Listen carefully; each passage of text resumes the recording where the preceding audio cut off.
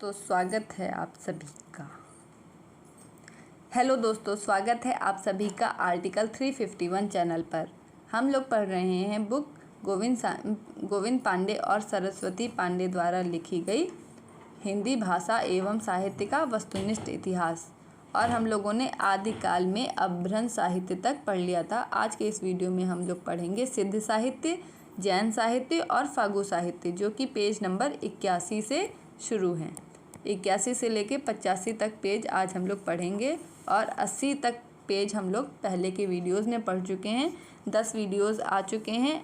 आज का जो है ये डे 11 है या पार्ट 11 है गोविंद पांडे और सरस्वती पांडे बुक का। तो पढ़ते हैं। सिद्ध साहित्य। सरहपा को हिंदी का प्रथम कवि माना जाता है। इन्हें सरोजव्रज, राहुल भद्र आदि नामों से भी जाना जाता है। सिद्धों में सबसे पुराने सरहपाद हैं।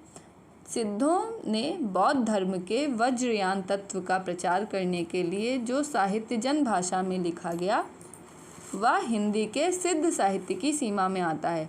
यानी कि जो बौद्ध धर्म था उसकी 2 शाखाएं थी, एक हीनयान और एक वज्रयान। इसी को महायान भी कहते हैं। तो वज्रयान शाखा से ही सिद्धों का जो है वो आविर्भाव माना जाता है। तो सिद्धों ने क्या किया, जन भाषा जो साहित्य लोक भाषा थी, जन भाषा थी, उसमें अपना साहित्य लिखा और उसी को हिंदी के सिद्ध साहित्य की सीमा में रखा जाता है। वज्रयान का केंद्र श्री पर्वत था। तो वज्रयान का केंद्र क्या था? श्री पर्वत था। और सहजयानियों की भाषा का नाम संध्या भाषा है। तो जो सहजयानी है उनकी भाषा क्या है? संध्या भाषा है। कुछ विद्वानों ने संध्या भाषा का अर्थ यह बताया है कि यह ऐसी भाषा है जिसमें संध्या के समान प्रकाश और अंधकार का मिश्रण है। यानी कि संध्या जैसे जो सूर्यास्त का समय होता है तो प्रकाश भी होता है और अंधकार भी होता है, वैसे ही कह रहे हैं कि संध्या नाम इसलिए रखा है क्योंकि इसमें प्रकाश और अंधकार दोनों का मिश्रण है। ज्ञान के आलोक से उसकी सारी बातें स्पष्ट हो जाती हैं, इसलिए इस भाषा का नाम क्या है? संध्या भाषा है। कुछ विद्वानों ने संध्या भाषा का अर्थ जो है अभिसंधि या अभिप्राय युक्त वाणी बताया है। तो कुछ विद्वानों ने क्या कहा है? अभिसंधि या फिर अभिप्राय युक्त वाणी है, इसलिए इसका नाम संध्या भाषा है। फिर पंडित विधुशेखर शास्त्री ने बताया कि ये जो संध्या भाषा है ये संध्या शब्द नहीं था, पहले संधा नाम था इसका। तो संध्या भाषा रहा होगा, उसी को तोड़ मरोड़ के संध्या भाषा कर दिया है। फिर आगे देखते हैं। ज्योतिरीश्वर ठाकुर रचित वर्ण रत्नाकर नामक 14वीं शताब्दी के मैथिली ग्रंथ में 84 सिद्धों के नाम दिए गए हैं। तो यहाँ पे कह रहे हैं कि ज्योतिरीश्वर ठाकुर ने जो ग्रंथ लिखा अपना वर्ण रत्नाकर, और इसका समय क्या है? 14वीं शताब्दी है। इसमें 84 सिद्धों के नाम मिलते हैं। तो 84 सिद्धों के नाम जो हैं वर्ण रत्नाकर में वर्णित हैं। 84 सिद्धों के नाम है वर्ण रत्नाकर में दिए गए, और ये 14वीं शती का जो है समय है इसका, और इसके रचनाकार हैं ज्योतिरीश्वर ठाकुर। सहजयानियों की संध्या भाषा का प्रभाव संत कवियों पर भी पड़ा और वे उलटवासियाँ लिखने लगे। तो जो सहजयानी हैं उनकी क्या भाषा थी? संध्या भाषा थी। और इसका प्रभाव किस पे पड़ा है? भक्ति काल के जो निर्गुण कवि संत कवि थे, ज्ञानाश्रयी शाखा के कवि थे, उन पे पड़ा है, और वो भी उलटवासियाँ लिखने लगे। जैसे कबीर है ना, उलटवासी लिखते हैं, तो उन पे क्या है? इन्हीं का प्रभाव था। फिर राहुल सांकृत्यायन ने सरहपाद का समय 769 ईस्वी माना है। राहुल सांकृत्यायन ने कहा कि जो सरहपाद हैं इनका समय 769 ईस्वी रहा होगा। फिर विनयतोष भट्टाचार्य हैं, उन्होंने कहा कि सरहपाद का समय जो है वो 690 विक्रम संवत रहा होगा। इनके लिखे गए 32 ग्रंथ बताए जाते हैं। तो सरहपा के कितने ग्रंथ हैं? 32 ग्रंथ हैं, जिनमें दोहा कोश जो है वो प्रसिद्ध है। तो सरहपाद के जो हैं 32 ग्रंथ हैं और उनमें दोहा कोश जो है सबसे प्रसिद्ध है। महामहोपाध्याय हरप्रसाद शास्त्री द्वारा संपादित बौद्ध गानो दोहा में सरहपा और कृष्णाचार्य के दोहों का संग्रह है। तो हरप्रसाद शास्त्री ने क्या किया? बौद्ध गान ओ दोहा का जो है संपादन किया और इसमें सरहपा और कृष्णाचार्य जो हैं इनके दोहों का संग्रह है। और हरप्रसाद शास्त्री ने कहा है कि बौद्ध गानो दोहा में जो संग्रहित पुस्तकें हैं उनकी भाषा प्राचीन बांग्ला है।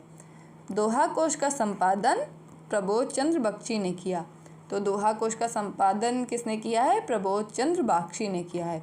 दोहा कोश में तिल्लोपा, सरहपा और कन्हपा के दोहे संग्रहित हैं। तो दोहा कोश जो प्रबोध चंद्र बख्शी ने इसका संपादन किया उसमें तिल्लोपा, सरहपा और कन्हपा के दोहे हैं।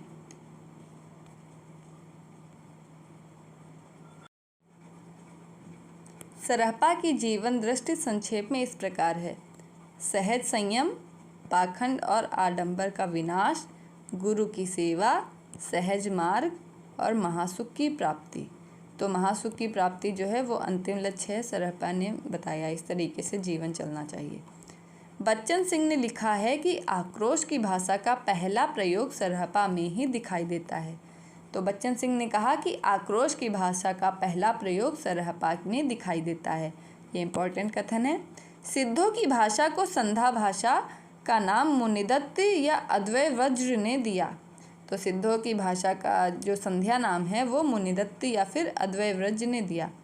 शबरपा सरहपा के शिष्य और लुइपा के गुरु थे। तो सरहपा के शिष्य हो गए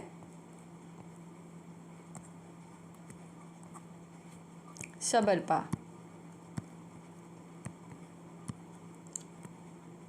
फिर शबरपा के जो शिष्य हैं वो हैं लुइपा। इस तरीके से टाइमलाइन है। तो ये भी पूछ लेते हैं। तो सरहपा, फिर शबरपा, फिर लुइपा। शबरों की वेशभूषा के कारण इनका नाम शबरपा पड़ा। इनका जन्म क्षत्रिय कुल में 780 ईस्वी में हुआ था।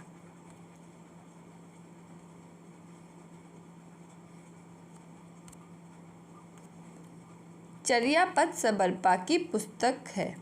तो शबरपा की पुस्तक का नाम क्या है? चर्यापद है। चर्यापद एक प्रकार का गीत है जो सामान्य अनुष्ठानों के समय गाया जाता है। चर्यापद संध्या भाषा के दृष्टकूट में लिखी गई है जिनके दोहरे अर्थ हैं। यानी कि दृष्टकूट तरीका होता है जो कठिन शैली होती है और उसके क्या होते हैं? अलग अलग अर्थ होते हैं। तो ये क्या है? डबल मीनिंग टाइप के दोहे हैं। चर्यापद में जो हैं डबल मीनिंग टाइप के दोहे हैं जो कि दृष्टकूट में लिखे गए हैं, उसी का मतलब है। फिर सिद्ध साहित्य में दोहा कोश की रचना परिनिष्ठित अभ्रंश में हुई है तथा चर्यापदों की अवहट में। तो कह रहे हैं यहाँ पे कि जो सरहपा का दोहा कोश था वो परिनिष्ठित अभ्रंश भाषा है और चर्यापद की भाषा क्या है? अवहट है, यानी कि अभ्रंश का बिगड़ा हुआ स्वरूप। सिद्धों का दोहा और चर्यापद संत साहित्य में क्रमशः साखी और शब्दी में किंचित रूपांतरित हो गया। लुइपा का जन्म राजा धर्मपाल के शासन काल में 773 ईस्वी में एक कायस्थ परिवार में हुआ था। लुइपा जो है शबरपा के शिष्य थे।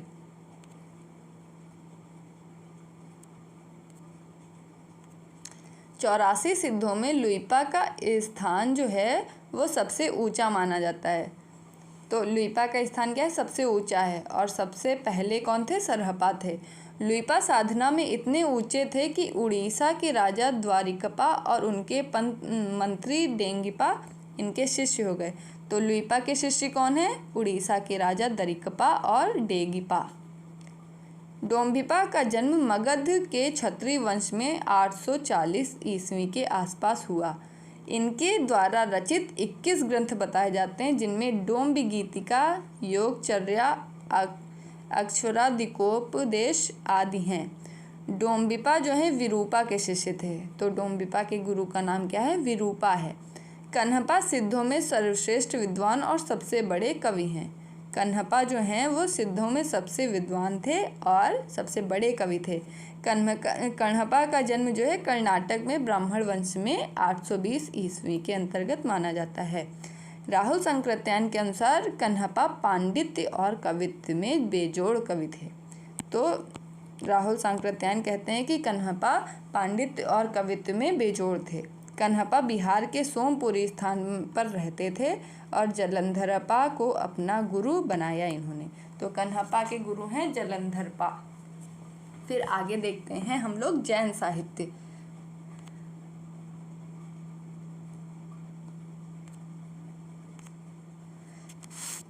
जैन साहित्य है, जैन साधुओं ने अपने मत का प्रचार हिंदी कविता के माध्यम से पश्चिमी क्षेत्र में किया।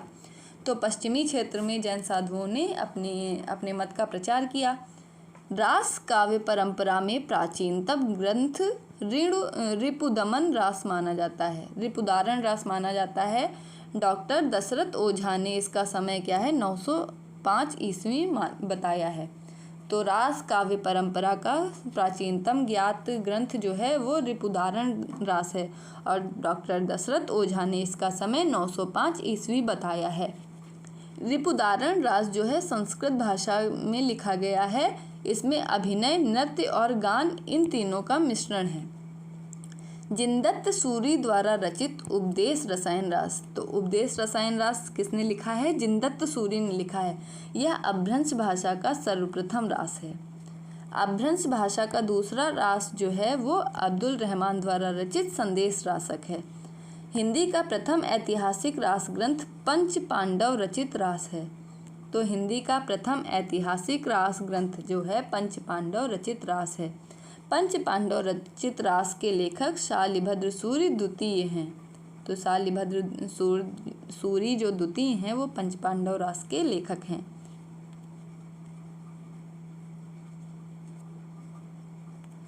फिर मुनिजिन विजय, डॉक्टर दशरथ ओझा, डॉक्टर गणपति चंद्र गुप्त ने श्री शालिभद्र सूरी द्वारा रचित भरतेश्वर बाहुबली रास को हिंदी जैन रास परंपरा का आदि काव्य माना है। तो हिंदी जैन रास परंपरा का जो आदि काव्य है वो है भरतेश्वर बाहुबली रास, जिसके रचनाकार हैं श्री शालिभद्र सूरी। फिर डॉक्टर गणपति चंद्र गुप्त ने शालिभद्र सूरी को हिंदी का प्रथम कवि माना है। अब हिंदी का प्रथम कवि गणपति गुप्त ने किसे माना है? शालिभद्र सूरी को माना है। और डॉक्टर राम कुमार वर्मा ने किसे माना है? ये आप लोग कमेंट करके बताएंगे। और शिव सिंह सेंगर ने किसे माना है ये भी। भरतेश्वर बाहुबली रास की रचना 1184 ईस्वी में हुई। इस ग्रंथ में भरतेश्वर और बाहुबली द्वारा रचित चरित का वर्णन है। यह ग्रंथ 205 छंदों में रचित एक सुंदर खंड काव्य है। भरतेश्वर बाहुबली का संपादन मुनिजिन विजय ने किया। तो भरतेश्वर बाहुबली का संपादन किसने किया है? जो मुनिजिन विजय हैं उन्होंने किया। प्रसिद्ध जैन आचार्य देवसेन कृत श्रावकाचार्य को डॉक्टर नगेंद्र हिंदी का प्रथम रचना मानते हैं। तो डॉक्टर नगेंद्र जो हैं हिंदी की प्रथम रचना मानते हैं श्रावकाचार्य को, और जिसके रचनाकार कौन हैं? देवसेन हैं। फिर देवसेन ने सन 933 ईस्वी में श्रावकाचार्य की रचना की। देवसेन ने 933 ईस्वी में श्रावकाचार्य की रचना की। इसमें 250 दोहे हैं। देवसेन के अन्य ग्रंथ हैं नए चक्र, दर्शनसार, भाव संग्रह, आराधनासार, तत्वसार, सावय धम्म दोहा। इन ग्रंथों में इनका नए चक्र बहुत प्रसिद्ध है। देवसेन ने नए चक्र को लघु नए चक्र नाम दिया। तो देवसेन ने नए चक्र को क्या कहा? लघु नए चक्र। देवसेन ने अपने ग्रंथ में जैन धर्म के अनेक संघों की उत्पत्ति लिखी है, जिसे इन्होंने जैनाभास नाम दिया है। वृहद नए चक्र जो है उसकी रचना देवसेन के शिष्य माइल धवल ने की। तो माइल धवल जो हैं देवसेन के शिष्य हैं, इन्होंने वृहद नए चक्र की रचना की और लघु नए चक्र की रचना देवसेन ने की है। वृहद नए चक्र का वास्तविक नाम द्रव्य सहाव प्रयास यानी कि द्रव्य स्वभाव प्रकाश है और इसके रचनाकार कौन है? माइल धवन है। पहले यह ग्रंथ जो है दोहा बंध में था, किंतु बाद में किसी शुभंकर के कहने पर प्राकृत में गाथा बंद कर दिया। द्रव्य स्वभाव प्रकाश सबसे पहले पुरानी हिंदी या अपभ्रंश भाषा में लिखा था।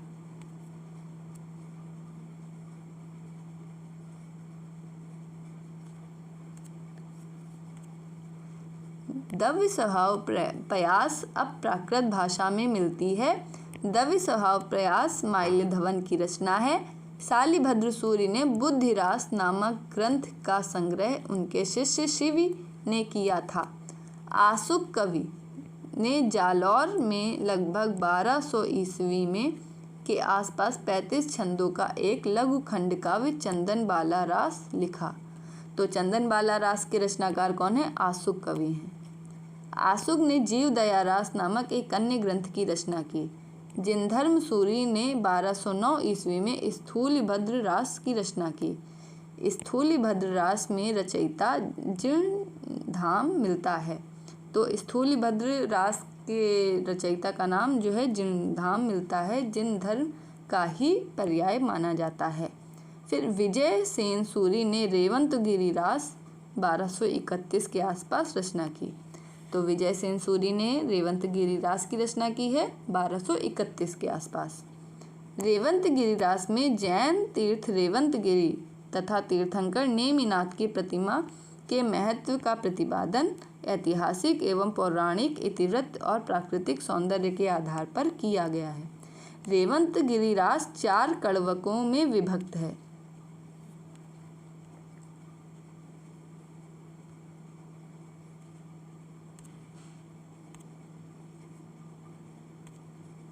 रेवंतगिरी रास की भांति ही कवि पल्हड़ ने आबू रास की रचना की है। ठीक है, आबू के मंदिरों का इसमें वर्णन है। मुनि सुमतिगढ़ ने नेमिनाथ रास में जैन तीर्थंकर नेमिनाथ के रचित चरित का वर्णन अत्यंत संक्षेप में किया है। तो सुमतिगढ़ ने नेमिनाथ रास की रचना की। नेमिनाथ रास की रचना जो है 1213 ईस्वी में हुई और इसमें 58 छंद हैं। चौपाई छंद में 12 मासा का वर्णन विजय चंद्र सूरि ने नेमिनाथ चौपाई में किया।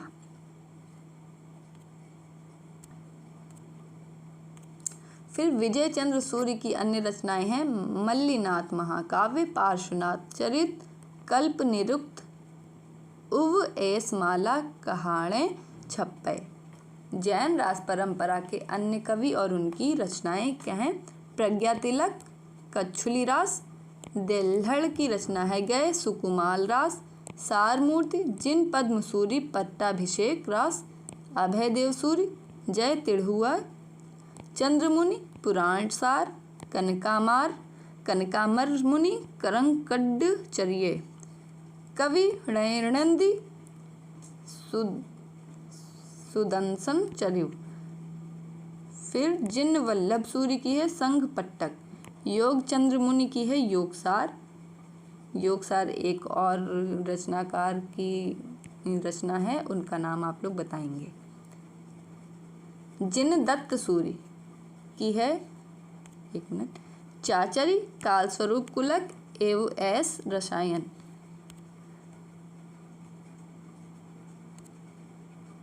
फिर हरिभद्र सूरि ललित विस्तरा, धूर्ताख्यानक, जसहर चरी, संबोध प्रकरण, रेमी राह चरिव। फिर सोम प्रभु सूरि की इम्पोर्टेंट रचना कुमारपाल प्रतिबोध। फिर जिन पद्म सूरि की स्थूलिभद्र फागु, धर्म सूरि की जम्बू स्वामी रास, अम्बदेव की संघपति समरा रास और राजशेखर सूरि की है नेमिनाथ फाग। फिर हम लोग पढ़ते हैं फागु काव्य। फागु काव्य के बारे में हम लोग पढ़ेंगे अब।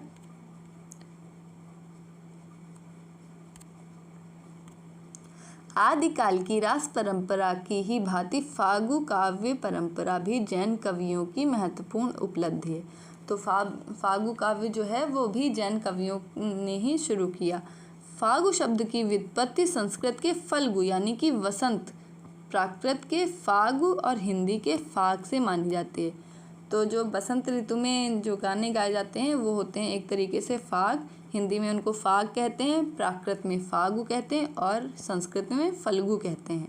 तो उसी से उसकी व्युत्पत्ति मानी जाती है। फिर फागु काव्य परंपरा का सर्वाधिक प्राचीन ग्रंथ जिनचंद सूरि द्वारा रचित जिनचंद सूरि फाग है। तो फागु जो सबसे पुराना फागु काव्य है वो क्या है? जिनचंद सूरि द्वारा रचित जिनचंद सूरि फाग है। फागु काव्य का अर्थ है वसंत ऋतु का काव्य। तो वसंत ऋतु में जो काव्य रचनाएं होती हैं या गाई जाती हैं वो क्या हैं? फागु काव्य हैं। जिनचंद सूर्य ने 25 छंद, जिनचंद सूर्य जो है इसमें 25 छंद हैं। फिर श्री थूली भद्र फागु, यानी कि श्री स्थूल भद्र फागु है, ये सबसे सुंदर काव्य है। फागु काव्य का सबसे सुंदर काव्य क्या है? श्री स्थूली भद्र फागु है। श्री नेमिनाथ फागु द्वारा की रचना जो है राजशेखर सूर्य ने की है। तो नेमिनाथ फागु की रचना किसने की है? राजशेखर सूर्य ने की है। श्री नेमिनाथ फागु की रचना 1350 ईस्वी में श्री नेमिनाथ और राजुल के विवाह की घटना का चित्रण है। इसमें क्या है? नेमिनाथ और राजुल के विवाह की घटना का चित्रण है और इसके रचनाकार हैं राजशेखर सूर्य। पूरा काव्य सिर्फ 27 छंदों में निबद्ध है। वसंत फागु, विलास फागु संज्ञक अनेक रचनाएं मिलती हैं, जिनमें से वसंत विलास फागु संज्ञक अनेक रचनाएं मिलती हैं, जिनमें से एक 14वीं सदी की और दूसरी 16वीं सदी की है। डॉक्टर माता प्रसाद गुप्त ने परिश्रम पूर्वक वसंत विलास फागु का संपादन किया तथा इसका समय 13वीं शताब्दी बताया। वसंत विलास फागु 84 छंदों में रचित एक श्रृंगारिक काव्य है, जिसमें बसंत और स्त्रियों पर उनके विलासपूर्ण प्रभाव का मनोहारी चित्रण है। तो आज के वीडियो में इतना ही रखते हैं।